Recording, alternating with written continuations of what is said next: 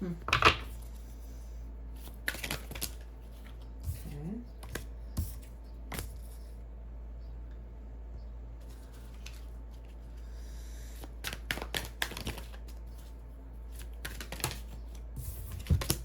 Wow.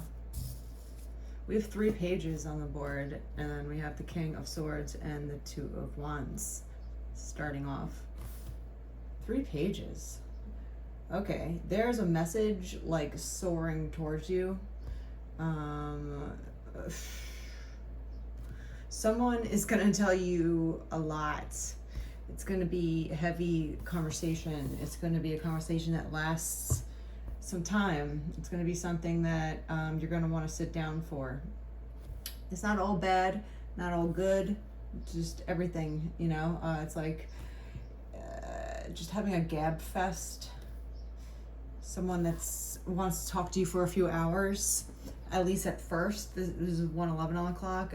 This is something that needs to be done. It needs to be done. It needs to be said out loud, and it needs to be squared away so you can move forward together.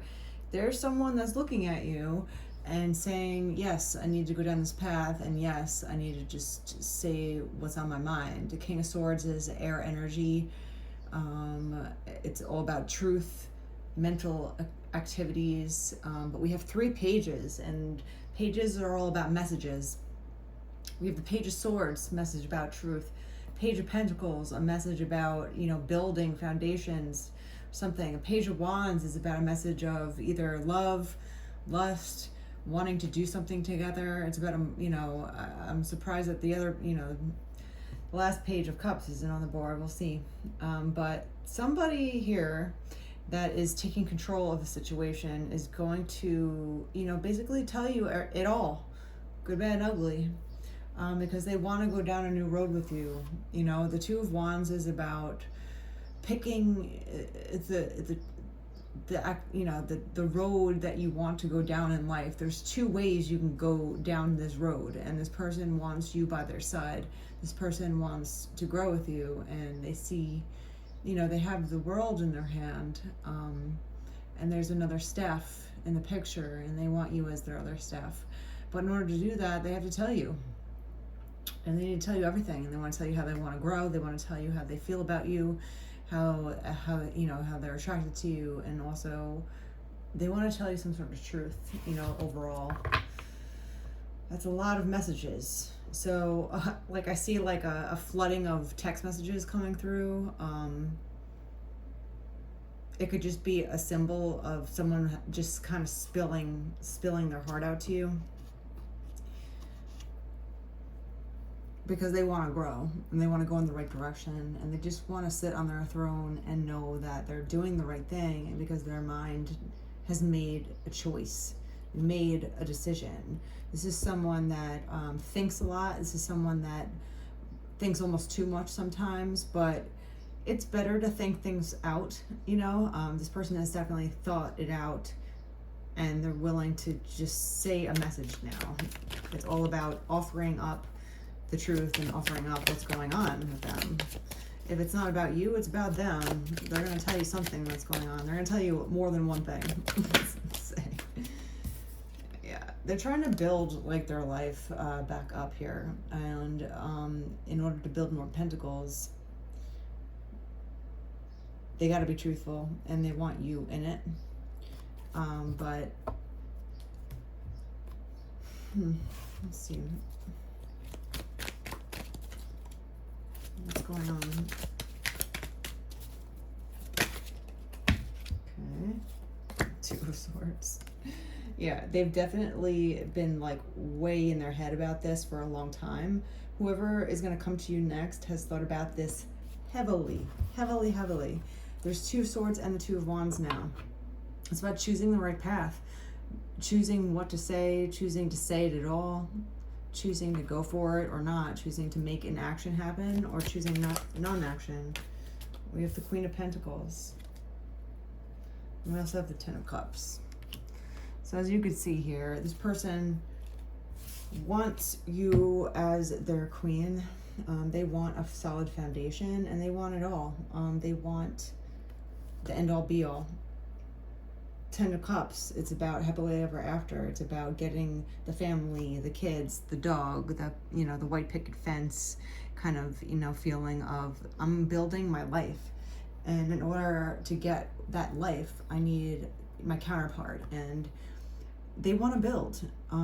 They're in a place where they are willing to make an action happen now. There's an action here. There's a lot of pentacles that signify foundation, of building a foundation, and seeing the end result of the Ten of Cups is, as you could see, it's like a rainbow of cups. It's like, we got everything, like you're hugging each other, you have little kids running around. It doesn't have to be your kids, it could just be just a sign of just stability, family, foundation, love. But it's the real love. It's not this lusty love, or that comes and goes. It's a love that stays. It's a love that sticks around for eternity. It's a love that transcends through lifetimes. This is the love where you're like, yes, I found my person. I feel safe with them. I know that they're not going anywhere. I know that this is it, and you like it. It's not like, oh God, this is it. Like, it's like, no, this is it, and this is exactly where I want to be. It's kind of beautiful. It's kind of beautiful. Not to say that they're not nervous, though. Again, they've been thinking about this heavily. This is a heavy energy of thinking a lot about it, right? This King of Swords has thought about this tremendously. They have thought about every single situation that could possibly happen in this scenario of coming forward to you and telling you all these messages, of telling you what they want to tell you, or offer you. But it's kind of like the pros and cons list, writing everything out on a piece of paper. What could happen that's good? What can happen that's bad? Like this person has really gone over and over and over and over about it. And sometimes when you think too much, you get into this energy of feeling really stressed out. They might not be sleeping well. They might feel very anxious. They might feel just like that this is weighing heavily on their mind. And when there's something heavy on your mind, you can't sleep well at night. Like if there's something nagging at your subconscious, and you know that you need to do something about it, or you know that you want to do something about it, and something's holding you back, whether it's your self-esteem, whether it's other people, societal norms, fear, maybe it's just past regrets, whatever it is, or just the feeling of feeling inadequate.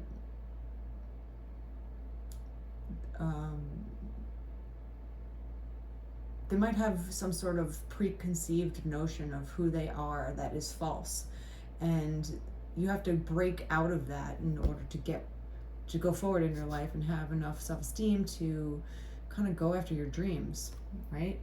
Go after who you want. Someone stable, someone that is willing to stick around, that wants to stick around, that wants the same things as you. So they've been back and forth, but they see their future, and in their future they see you. So that's beautiful. Like, they've been worried about this though, because it's still a risk to say the truth. Come on, we're talking about marriage here now.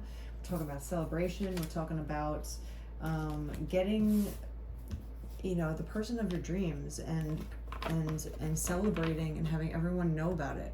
This is about having some sort of relationship here, coming together, family-oriented person, someone that wants a real family, not just on paper, but like living the life of a family man, someone that loves his wife, or vice versa. Someone that wants the stability, that loves the stability of feeling like I can go out in the world, do my thing, and I have a home to come to, at the end of the day, with people that I love, that I want to see at the end of the day, someone that I'm excited to go home to at the end of the night and tell them about my day, or console with, or surprise them with little gifts of love, or just someone to hold their hand. They want to join forces, and it's definitely nerve-wracking because, again, like, it's putting yourself out on the line to go after what you want, and especially if you come from a past that is different, I'll say, or say you come from a family that wasn't very supportive, or put you down, or gave you this false self-esteem, where like you were just treated like a POS, and you started to believe that you were worth nothing, or that you started to believe, when you grow up in an atmosphere, whoever it is, if it's not your parents or surroundings, whatever, and society basically tells you that you should feel like you're nothing, basically, you're not worth anything, that unfortunately gets into people's psyches and can kill any sort of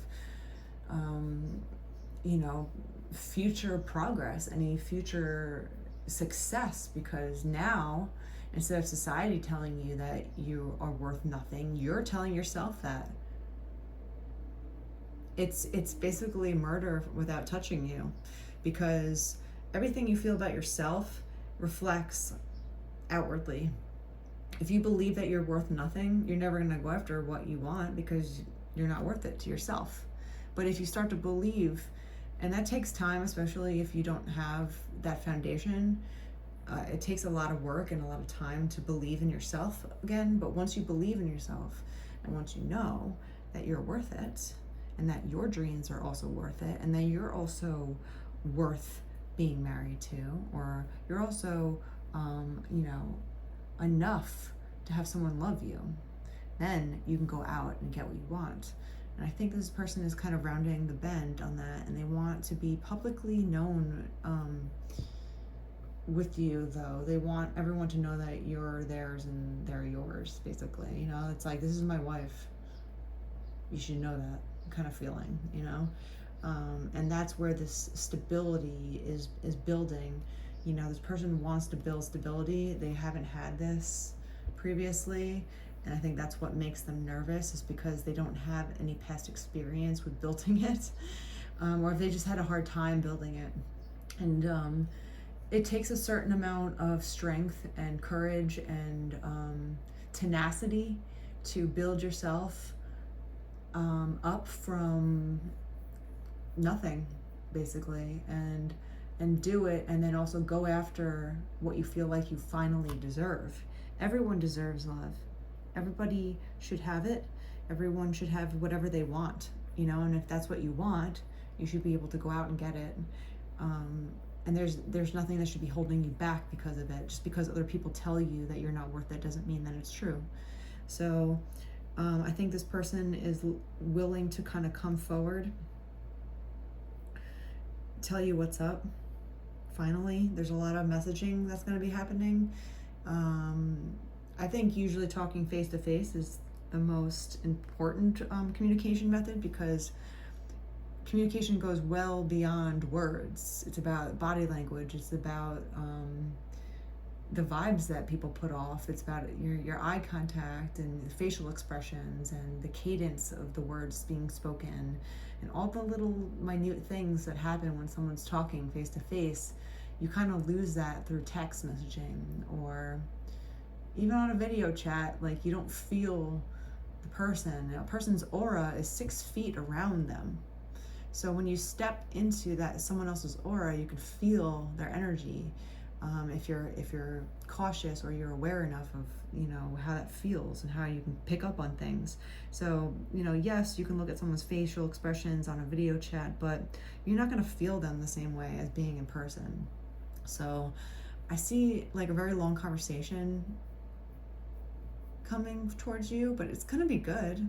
It looks like it's really good, actually, and it looks like this person that's going to be talking to you is going to be very stable, or if they're not stable now, like all they want is stability. and they're building slowly here, and they've made a very dignified choice to do this to you.